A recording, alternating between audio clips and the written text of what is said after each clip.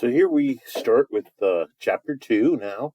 It's called The Rise of Astronomy. So we're going to go over um, some of the history of astronomy, going all the way back, even before the Greeks, as a matter of fact. Of course, here's our picture of our textbook, Explorations, 10th edition. Well, Explorations. When you're watching this, this might be a different edition. All right, so let's go. This is a picture of what's called an orrery. Let me pronounce that again, just to make sure that you guys hear that. Orrery. All right, so an orrery is it's a mechanical device to kind of show the motion of the solar system. This is a much more modern device because you can see Saturn has rings, and we know about some of the moons of the different worlds as well.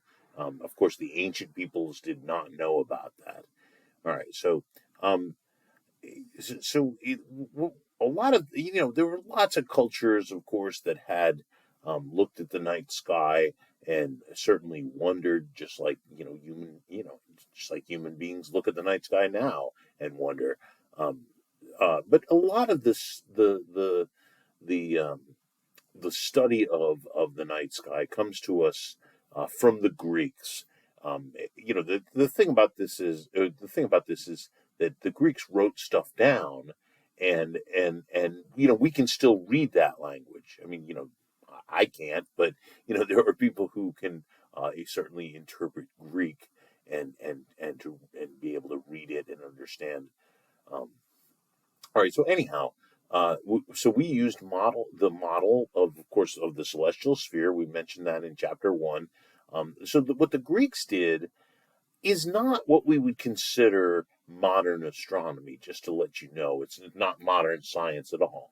But they started it. Okay. So um, the thing that's different about the Greek science, and I'll put that kind of in air quotes, um, is they thought about nature, and they made observations about nature, but they rarely actually went and performed experiments. That unfortunately, from since the time of the Greeks,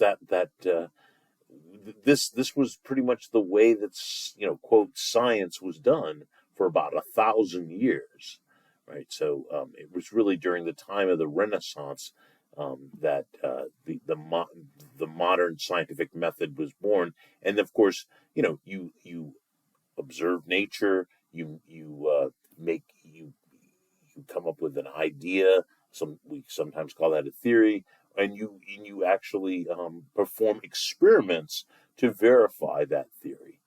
Um, and that's certainly modern science. But of course, we're going back to the ancient Greeks.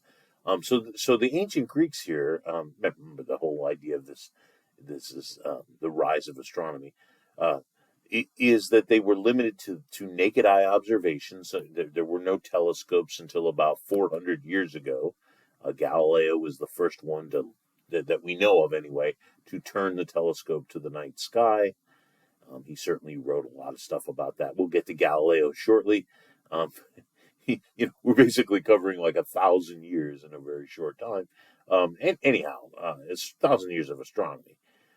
The other thing that they did is they came up with these ideas, and they used logic, and even in some situations they used mathematics to investigate nature. All right, so that this methodology, this is kind of the beginning of science. The only thing that was truly lacking was the experimental method. All right, so that doesn't come along until the Renaissance. All right, so Pythagoras was kind of a mysterious figure. Of course, you probably have heard of the Pythagorean theorem, but he was really fascinated with circles, so with spheres and with circles, and he considered, when he thought about the motion of the Earth. So this is going way back during the Greek times. Um, he thought that the Earth was a perfect circle. just because the circle was something that was some kind of, it had some mystical property to it, as far as Pythagoras. Um, I mean, he's the first person to actually have kind of a mathematics cult, if you will. Like, for example, the Pythagorean theorem, a squared plus b squared equals c squared, that you literally, if you were part of this cult, and so this is, 500 BCE. This is more than 2,500 years ago. Um, uh, if you were part of his little cult, you couldn't tell other people about, the Pythagorean theorem, the thing that, eight the sides of right triangles. You couldn't share that information, or you were killed. I mean, literally. I mean, there hasn't been a lot of people killed for mathematics, but that was one instance of it. 2,500, or at least a few instances that we know of, 2,500 years ago, because that's kind of the part that makes them a cult. All right. The other thing, so after Pythagoras comes along, about 200 years later, we get Aristotle, and Aristotle had a lot to say about nature. He had a lot to say, period, but he had a lot to say about nature. A lot of the physics and the astronomy Aristotle gets wrong, but there are a few things that he got right. Aristotle's biggest problem, of course, was that he never ever imagined the experimental method.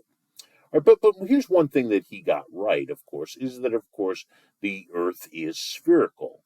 And he said, look, when you look at a lunar eclipse, right? So here's the moon, on the right hand side, and on the eastern side, it's moving from east towards west, just like everything in the night sky. Um, as the moon passes through the Earth's shadow, well, in those rare instances that it passes, you notice the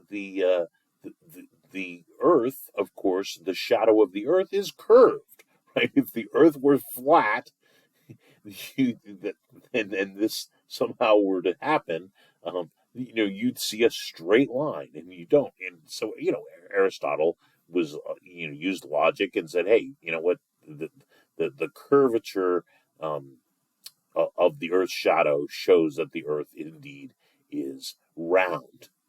Right? It's hard for me to even believe it, that there's still people walking this planet who, I think it's more of kind of an attention getter more than anything. I don't think the Earth is round, or something like. Of course, it's round. I mean, we've known about this for a long, long time. All right.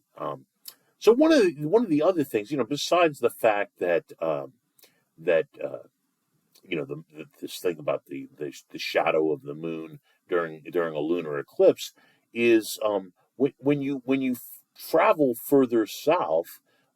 He noted, well, he didn't do this himself, but he had read different books that reported that as you traveled further south, you could see stars over the horizon that weren't in the Greek, up in Greece, which was, right around here. So if you went down to Africa and you traveled south, maybe you went down the Nile or something like that, you would see new stars that you didn't see from in the southern sky, basically. The other thing, and this is a much more mundane thing, is that, as if you watch a ship, um, and remember, this is all naked eye, so this is not using binoculars or a telescope or anything like that. But if you watch a ship that is sailing out into either the sea, the ocean, or like the Mediterranean Sea, for example, that would be, or even a really large lake, like one of the Great Lakes or something like that, where you can't see the land on the other side, basically.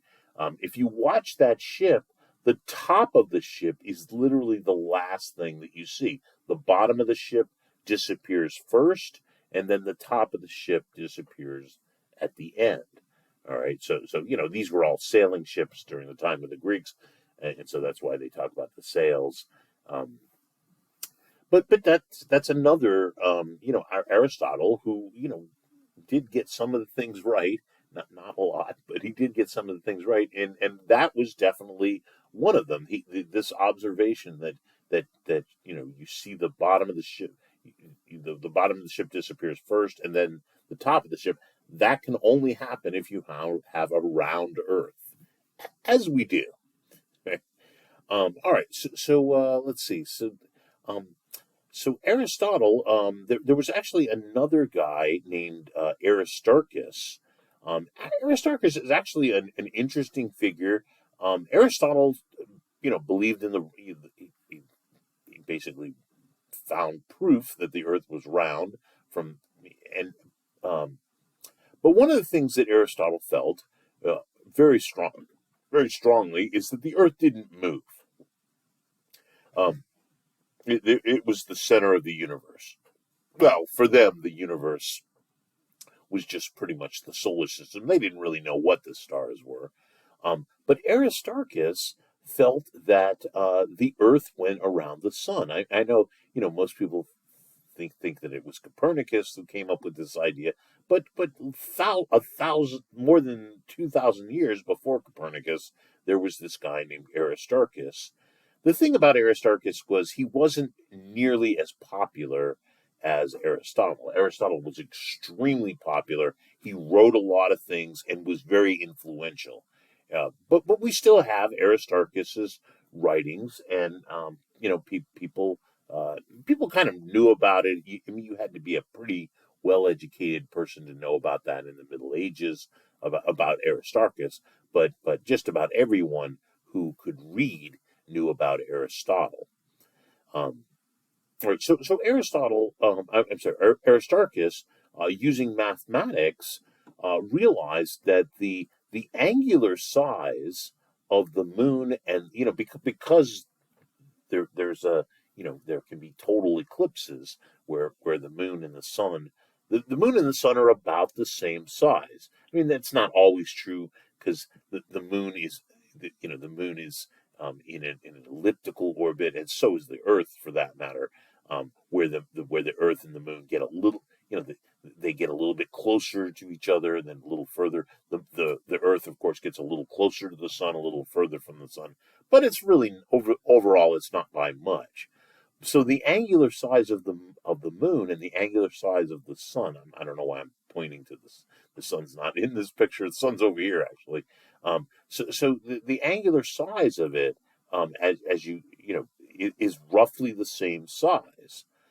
It's about half a degree in size. If you think about a circle that has 360 degrees, the moon and the sun, the full moon, I should say, is about half a degree.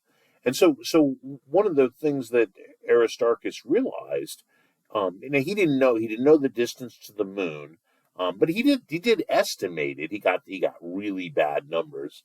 But he realized that if the moon and the sun are about the same size, that the sun was much, much larger. In fact, later on, when we figured out the distance to the sun, it is more than 400 times the size of the moon. So that's using this reasoning that was done 2,500 years ago, but roughly 2,500 years ago. But we didn't have really accurate numbers. The distance to the moon and the distance to the other planets in our solar system was not well known. All right, so this is kind of the geometry. The Greeks were wonderful at geometry. So if you measured the angle between the sun and the moon when the moon was at first quarter or last quarter, and then that can only happen when there's a 90-degree angle between the sun, the moon, and the Earth. If you measured this angle, you could estimate